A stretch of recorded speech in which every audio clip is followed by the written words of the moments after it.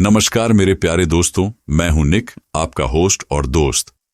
और आज के हॉरर पॉडकास्ट शो के 16वें एपिसोड में एक नहीं दो नहीं पूरी 5 मजेदार सच्ची कहानियां और किस्से लेकर आ चुका हूं, जो कि हमारे प्रिय सब्सक्राइबर्स ने हमें भेजे हैं। ये कहानियां मनगढ़ंत या बनाई हुई बिल्कुल भी नहीं है। ये वो सच्चे अनुभव है जो हमारे सब्सक्राइबर्स ने खुद अनुभव किए हैं। इसलिए जब आप भी इन कहानियों को सुनेंगे तो आपके दिलों की धड़कनें तेज हो जाएंगी। आप ये कहानी कहां से सुन रहे हैं, हमें कमेंट में बताएं। और अगर आपने चैनल अभी तक सब्सक्राइब नहीं किया तो सब्सक्राइब कर लीजिए। चलिए अपनी कुर्सी के पेटी बांध लीजिए। बिना देरी किए शुरू करते हैं आज की मजेदार कहानियां और किस्से। आज की पहली कहानी। ये दूसरी घटना बताने से पहले मैं बता दूं कि मेरी बाकी की फैमिली हरियाणा के गुड़गांव में रहती है। तो एक बार जब मैं 8 साल का था तो अचानक से मेरे पेट में तेज दर्द रहने लगा। मैंने अपने घर वालों को भी यह बात बताई, लेकिन उनको लगा कि यह नॉर्मल बात है, यह बच्चा है, कुछ भी खा लेता होगा और उसी से इसका पेट दर्द हो जाता होगा। लेकिन ऐसा नहीं था। मुझे रोज हर वक्त पेट में दर्द रहने लगा। मम्मी पापा को लगा कि शायद यह स्कूल न जाने का बहाना करता है। पापा ने कई सारे डॉक्टर से मेरा इलाज भी करवाया, लेकिन सब रिपोर्ट्स बिल्कुल नॉर्मल आती थीं। फिर एक दिन मम्मी ने मुझे एक डॉक्टर को दिखाया तो उन्होंने मेरे पेट के एक्सरे के लिए कहा। लेकिन एक्सरे करवाने के बाद डॉक्टर ने कहा कि आप लोग फालतू में परेशान हो रहे हो, यह बच्चा बिल्कुल ठीक है। लेकिन मेरे पेट में फिर भी हमेशा दर्द बना रहता था। ऐसे ही 2-3 महीने निकल गए। फिर एक दिन मेरी मम्मी की एक फ्रेंड ने मम्मी को एक अंकल का नंबर दिया। मम्मी की उन दोस्त का नाम माला है। तो जब मम्मी ने उन अंकल को कॉल किया तो अंकल ने कहा कि मैं आपके घर आऊंगा। फिर वो अंकल जब हमारे घर आए तो उन्होंने मम्मी को लौंग लाने के लिए कहा। मम्मी ने उन्हें लौंग लाकर दी। फिर वह अंकल बोले कि मुझे एक दारू की बोतल लाकर दो। मम्मी बताती हैं कि एक बार के लिए तो उनको लगा कि वह कोई ढोंगी बाबा हैं और ऐसे ही कुछ कर रहे होंगे। लेकिन मम्मी बोली कि जब इतना सब कुछ हमने कर ही लिया था तो एक बार इनका भी देख लेते हैं। इसके बाद उनको एक दारू की बोतल लाकर दे दी गई। लेकिन फिर जैसे ही उन्होंने दारू की बोतल खोली तो सारी दारू नीचे जमीन पर गिर गई। अंकल बोले कि यह दारू मेरे नाम की नहीं थी, यह किसी और के नाम की थी, इसीलिए उसी के पास चली गई। फिर अंकल ने बोतल में से थोड़ी सी दारू और निकाली और उसको पी लिया। फिर उन्होंने एक पानी की बोतल में कुछ पढ़ा और पढ़कर उसमें फूंक मारी और वह पानी मुझे पीने के लिए दे दिया। मैंने वह पानी पिया तो पानी पीते ही मुझे बहुत जोर से दर्द होने लगा और एकदम से मुझे उल्टी होने लगी। इसके बाद मैं बेहोश हो गया। फिर वह अंकल बोले कि अब मैं चलता हूं, यह अब ठीक हो जाएगा।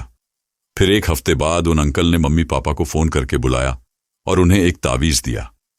उन्होंने मेरी मम्मी से कहा कि यह तावीज तुम्हारे अलावा और कोई नहीं छुए, इसको अपने हाथों से अपने बेटे के गले में पहना देना। मेरे घर वालों ने मुझे बस इतना ही बताया था, इसके अलावा और कुछ नहीं बताया। फिर एक दिन मेरी मम्मी मौसी से फोन पर बात कर रही थी। मम्मी ने मौसी से कहा कि उन अंकल ने एक मुर्गा भी मंगवाया था और उसकी बलि दी थी। तभी उनके अंदर माता आ गई और उन्होंने वह मुर्गा खा लिया। मम्मी यह देखकर बहुत डर गई थी, लेकिन फिर किसी तरह सब कुछ नॉर्मल हुआ। आज मैं 18 साल का होने वाला हूं और अभी तक बिल्कुल ठीक हूं।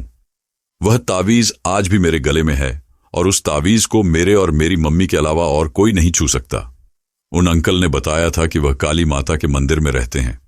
हम लोगों ने बहुत बार उस मंदिर में उनको जाकर ढूंढने की कोशिश की, लेकिन वह अंकल नहीं मिले। मैं उन अंकल से मिलकर उनको थैंक यू बोलना चाहता हूं। इसके अलावा और भी कई बातें थीं जो मम्मी ने मुझे आज तक नहीं बताई। शायद आगे चलकर बताएं, लेकिन अभी तो कुछ नहीं बताया है। एक बात और मैंने मम्मी के मुंह से सुनी थी कि मेरे ऊपर किसी ने काला जादू करवा दिया था और मेरे ऊपर 6 प्रेत छोड़ दिए थे। इसीलिए मुझे आज भी ठीक से कुछ याद नहीं रहता कि मेरे साथ क्या हो रहा है, कैसे हो रहा है। सब कुछ अजीब सा लगता है। ऐसा लगता है जैसे मेरी बॉडी के अंदर मेरी आत्मा नहीं, बल्कि किसी और की ही आत्मा है। कोई मुझे हर वक्त देखता रहता है। हर समय मुझे ऐसा लगता है जैसे कोई मेरे आसपास है।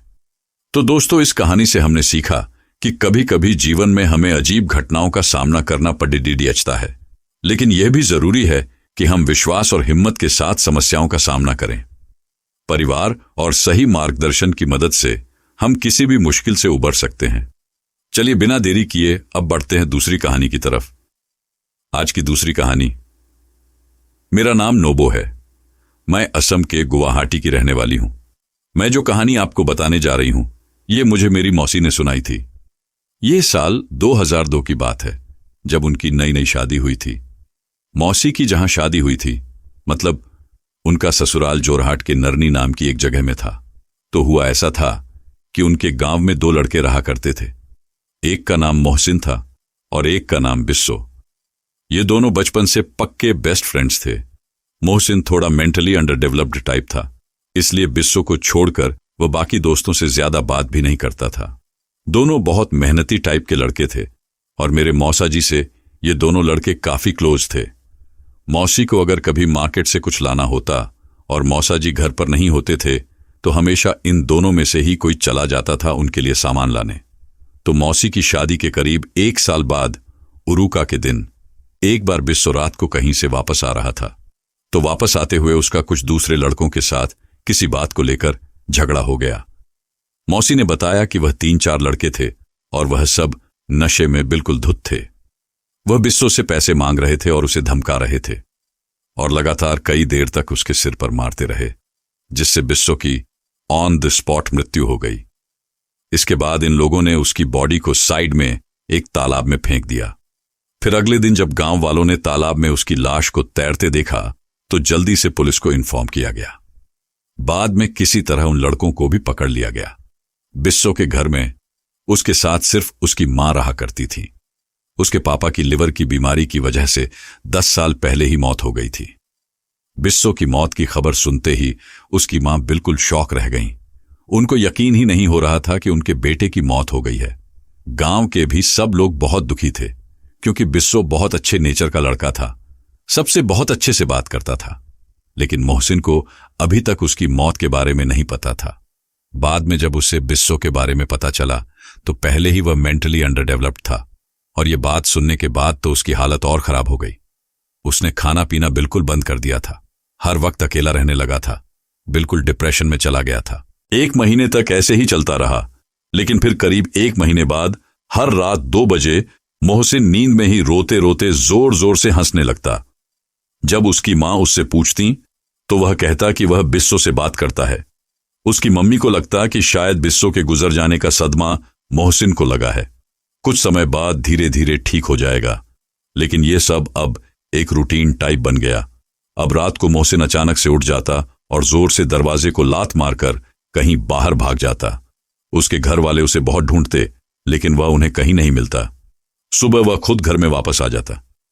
जब सब उससे पूछते कि वह कहां गया था, तो वह हंसते हुए कहता कि वह बिस्सो से मिलने गया था। दिन में वह बिल्कुल नॉर्मल रहता था, मतलब पहले जैसे वह डिप्रेस्ड रहने लगा था, अब वैसा नहीं था। अब वह नॉर्मल रहता था, लेकिन रात होते ही वह नींद में ही जोर जोर से हंसने लगता। फिर दरवाजा खोलकर घर से कहीं बाहर भाग जाता। ये सब उसके पापा मम्मी को बहुत अजीब लगता। वे पूरी रात उसे ढूंढते रहते थे, लेकिन मोहसिन उन्हें नहीं मिलता था। लेकिन सुबह होते ही वह खुद वापस आ जाता था। इन सब हरकतों से तंग आकर उसके पापा ने रात के समय उसे बिस्तर से बांध कर रखना शुरू कर दिया। पहले तो वह कुछ रिएक्ट नहीं करता था, लेकिन रात के एक पर्टिकुलर टाइम पर वह बहुत ज्यादा अग्रेसिव हो जाता था। उसकी आवाज भी बहुत अजीब हो जाती थी। वह खुद को काटने लगता और रस्सी तोड़ने की कोशिश करने लगता अपने दांतों से। उसके दांतों से खून निकल जाता था, लेकिन फिर भी वह जोर लगाता रहता था और बस एक ही बात बार बार बोलता था, बिस्सो ए मुखमती से, मतलब बिस्सो मुझे बुला रहा है। उसका बेड दीवार से सटकर लगा था, तो वह अपना सिर दीवार में जोर जोर से मारने लगता। उसके पापा मम्मी जब उसे रोकने की कोशिश करते, तो वह उन्हें भी नोचने और काटने की कोशिश करता। ये सब सिर्फ 1 घंटे तक चलता था। इसके बाद वह अचानक से बेहोश हो जाता और सुबह फिर से बिल्कुल नॉर्मल हो जाता। उसे डॉक्टर्स के पास भी ले जाया गया, लेकिन दवाएं लेने के बाद भी कुछ असर नहीं होता था। एक बार रात को जब वह सो रहा था और उसके पापा उसके पास ही बैठे थे, तभी अचानक से मोहसिन के मुंह से अजीब सी आवाज निकलने लगी, जैसे जब हम मुंह में पानी लेकर गरारे करते हैं, ठीक वैसी आवाज आ रही थी। और फिर उसके मुंह से कुछ व्हाइट कलर का लिक्विड निकलने लगा। उसके पापा डरते हुए उसे उठाने लगे, तो वह जोर से चिल्लाते हुए बोला, लोईजाम याक। मतलब इसे ले जाऊंगा।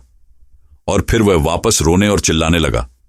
जब मेरे मौसा मौसी उसे देखने गए तो उन्होंने देखा कि मोहसिन बहुत ज्यादा कमजोर हो गया था। मतलब पहले वो बहुत हेल्दी सा था, लेकिन अब उसकी हालत बहुत खराब हो गई थी।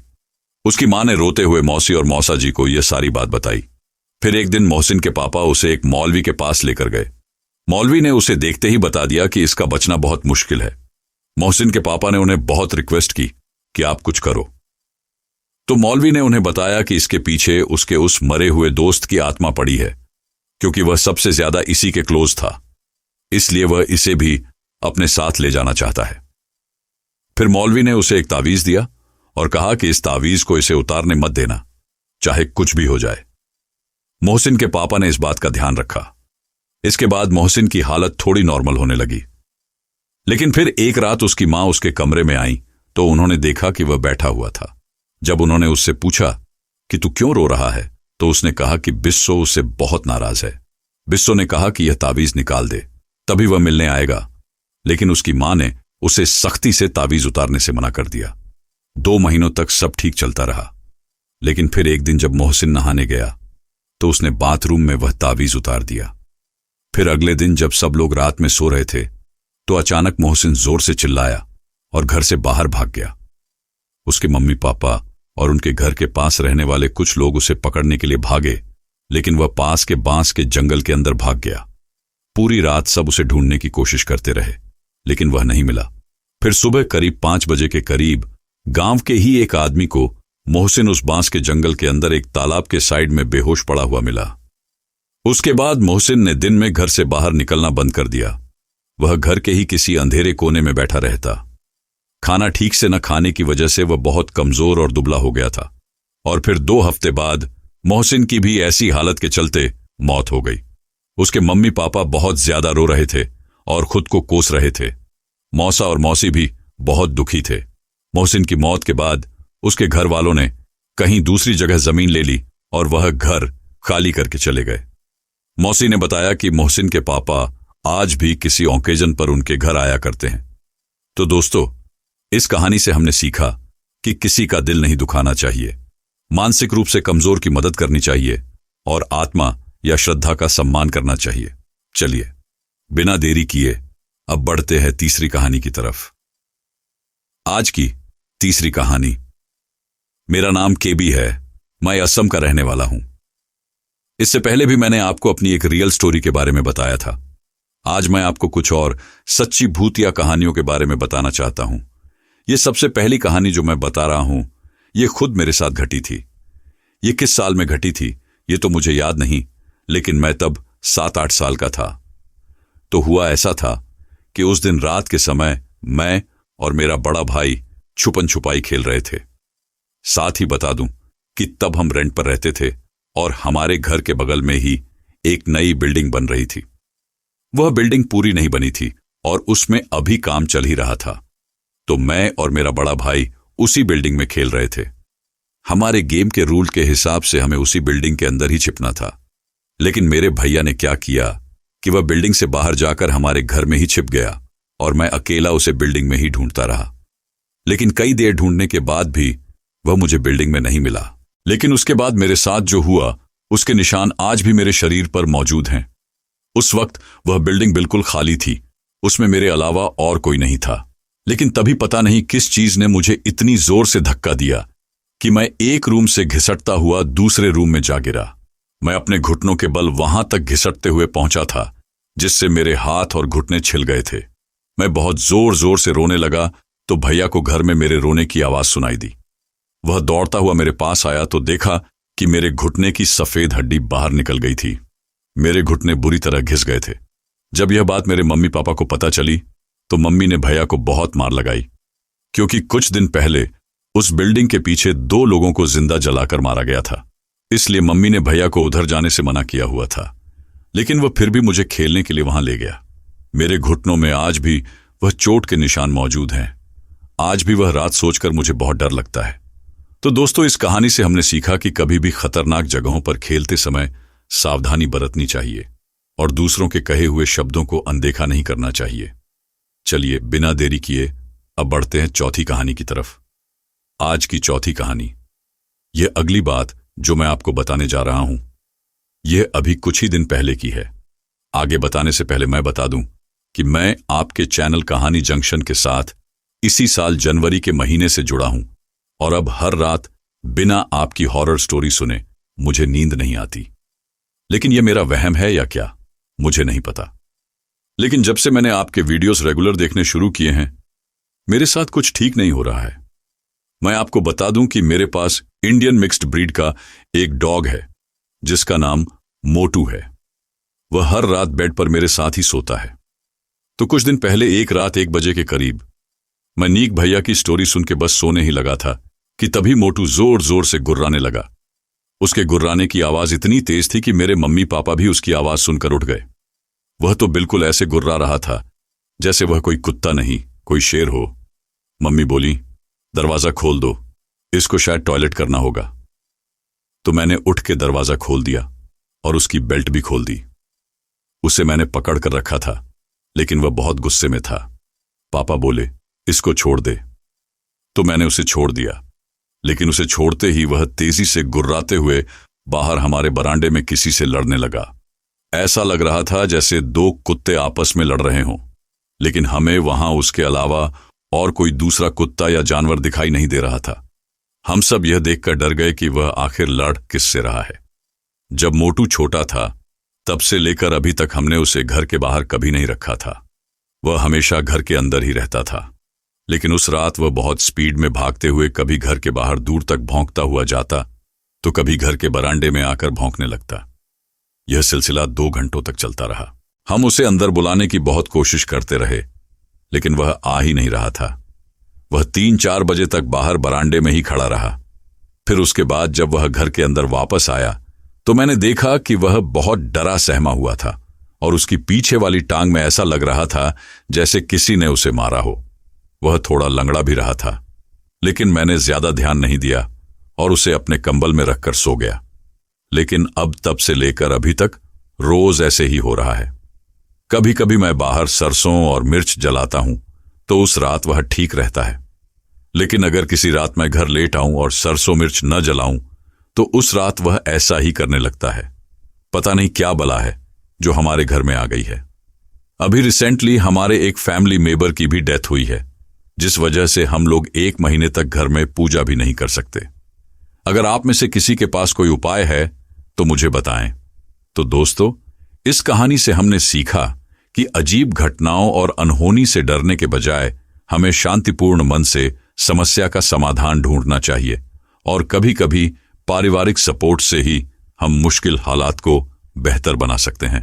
चलिए बिना देरी किए अब बढ़ते हैं 5वीं कहानी की तरफ। आज की 5वीं कहानी, यह अगली कहानी जो मैं बताने जा रहा हूं, यह मेरे पापा और उनके साथ काम करने वाले 2 लोगों के साथ घटी थी। मैं बता दूं कि मेरे पापा असम के शिवसागर के रहने वाले हैं और तब मेरे पापा की शादी नहीं हुई थी। उनकी उम्र बस 18-19 साल थी और उन दिनों पापा एक पत्थर की खदान में काम करते थे। पापा जिस कमरे में रहते थे वहां उनके साथ 2 और लोग भी रहते थे, लेकिन मैं आपको उनका नाम नहीं बता सकता, इसीलिए कहानी बताने के लिए मैंने उनका नाम गजेंद्र और छोटू रखा है। तो हुआ ऐसा था कि एक दिन अचानक से छोटू को बहुत तेज बुखार आ गया, तो पापा ने उन्हें गांव के ही एक डॉक्टर को दिखाया। डॉक्टर ने कुछ नॉर्मल बुखार की दवाई दे दी। तब तक रात हो चुकी थी। फिर पापा ने खाना बनाया और खाना बनाने के बाद पापा और गजेंद्र ने तो खाना खा लिया, लेकिन छोटू ने खाना खाने से मना कर दिया। इसके बाद वे तीनों सोने के लिए लेट गए। फिर रात में गजेंद्र टॉयलेट करने के लिए उठा तो उसे कुछ अजीब सी आवाज सुनाई दी। आवाज ऐसी थी जैसे कई सारे कुत्ते एक साथ गुर्रा रहे हों। गजेंद्र ने जल्दी से पापा को आवाज दी। पापा उठे तो वह आवाज पापा को भी सुनाई दी। वह आवाज छोटू के कमरे से आ रही थी। पापा ने जल्दी से पूरे घर की लाइट जला दी। ऐसा करते ही वह आवाज एकदम से बंद हो गई। फिर गजेंद्र और पापा ने छोटू के पास जाकर उससे पूछा कि तुझे क्या हुआ था, तू ठीक तो है? उसने नींद में ही कहा, नहीं, मुझे तो कुछ नहीं हुआ, तुम ऐसे क्यों पूछ रहे हो? पापा ने उसे कुछ नहीं बताया और कहा, कुछ नहीं, तुम सो जाओ। लेकिन अगली सुबह पापा ने फिर से उससे पूछा, तुझे सच में कुछ नहीं पता क्या, या तू हमको डरा रहा था? सच सच बता। तब छोटू ने कहा, कसम से, तुम सब क्या बोल रहे हो, मुझे नहीं पता। छोटू की तबीयत खराब थी, इसलिए उस दिन सिर्फ गजेंद्र ही ड्यूटी पर गया था और पापा छोटू को देखने के लिए कमरे पर ही रुक गए थे। पूरा दिन ठीक ठाक गुजर गया, लेकिन फिर रात में जब गजेंद्र कमरे पर वापस आया तो उसने नोटिस किया कि छोटू के शरीर से बहुत गंदी बदबू आ रही थी। गजेंद्र ने छोटू से कहा, तू जाकर नहा ले, तुझे अच्छा लगेगा। लेकिन छोटू ने बहुत गुस्से से उसे देखा और कहा, अगर तुझे कोई दिक्कत है तो तू यहां से चला जा। इतना कहकर छोटू ने बिस्तर से उठकर गजेंद्र को बहुत जोर से लात मारी। लात इतनी जोर से पड़ी कि गजेंद्र सीधा बाहर गिर गया। उस वक्त पापा वहां नहीं थे, वे अपने किसी दोस्त के घर गए हुए थे। गजेंद्र उसी वक्त दौड़ते हुए पापा के पास पहुंचा और सारी बात बताई। पापा ने जल्दी से गांव के कुछ लोगों को इकट्ठा किया और छोटू को देखने के लिए गए।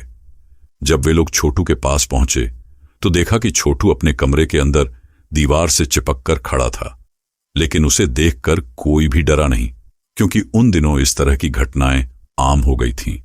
इसके बाद गांव के ही एक कबीराज को बुलाया गया, जिन्होंने छोटू पर झाड़ फूंक की और छोटू पूरी तरह ठीक हो गया। लेकिन 2 दिन बाद ही वह फिर से वही सब हरकतें करने लगा। सारा सामान इधर उधर तोड़फोड़ के फेंक दिया। फिर पापा ने दूसरे गांव से एक मौलाना को बुलाया। मौलाना आए और छोटू को अपने पास बिठाकर अपने मुंह में कुछ पड़ा और छोटू के ऊपर फूंक मारी। ऐसा करते ही छोटू जोर से चिल्लाया। मौलाना ने उससे पूछा, बता कौन है तू, इसके शरीर में क्यों आया है? छोटू ने कहा, मैं इसे नहीं छोड़ूंगा, इसने मेरी कब्र के ऊपर पेशाब किया है। अब इसको मुझसे कोई नहीं बचा सकता। तेरी हिम्मत है तो तू इसे मुझसे छुड़ा के दिखा। मौलाना ने फिर से कुछ पढ़कर उस पर फूंक मारी और कहा, अब जाएगा। छोटू ने कहा, नहीं, तू अपनी पूरी ताकत लगा ले, मैं नहीं जाऊंगा। मौलाना लगातार कुछ पढ़कर उस पर फूंक रहे थे। फिर कुछ देर बाद छोटू के ऊपर से वह भूत चला गया। लेकिन मौलाना ने कहा, यह अभी गया नहीं है, यह वापस आएगा। मौलाना ने पापा को कुछ सामान दिया, जिसमें तेल और धागे थे, और कहा, जब भी यह वापस आए तो इस तेल को उसके सिर पर लगाकर उसकी छोटी बांध देना, फिर वह कभी वापस नहीं आएगा। इसके बाद उस दिन तो कुछ नहीं हुआ, लेकिन अगले दिन सुबह वह भूत फिर से छोटू के ऊपर आ गया। इस बार पापा और गजेंद्र दोनों तैयार थे। गजेंद्र ने जल्दी से छोटू को कस के पकड़ लिया और पापा ने फटाफट तेल लगाकर धागों से उसकी छोटी बांध दी। लेकिन जैसे ही उन्होंने ऐसा किया, छोटू की पूरी छोटी उखड़ गई और भूत वहां से भागा, दरवाजा तोड़ते हुए। मौलाना को फिर से बुलाया गया और सारी बात बताई गई। मौलाना ने इस बार एक कागज में कुछ लिखा और कहा, तुम्हें वह चीज देखनी है जो छोटू के ऊपर बार बार आ रही है?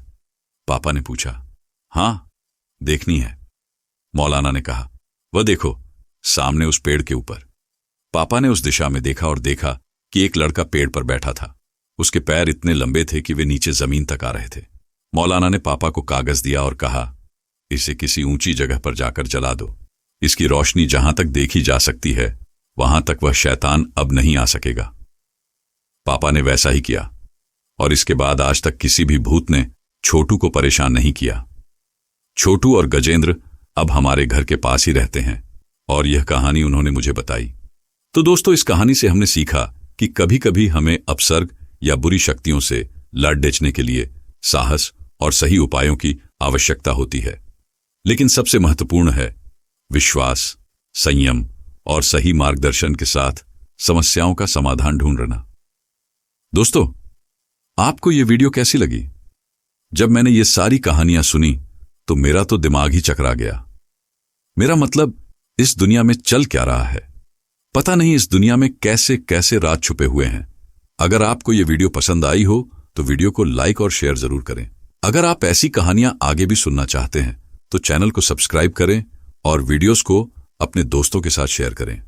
अगला वीडियो कितने दिन में आएगा, ये डिपेंड करेगा कि यह वीडियो कितना ज्यादा शेयर होता है। अगर आपके पास भी कोई कहानी या किस्सा है जो आप हमारे दर्शकों के साथ शेयर करना चाहते हैं तो उसे हमें भेजिए। हम आपकी कहानी को अगली कड़ी में जरूर शामिल करेंगे। तो दोस्तों, मिलते हैं जल्दी ही एक नई कहानी के साथ। तब तक के लिए अलविदा।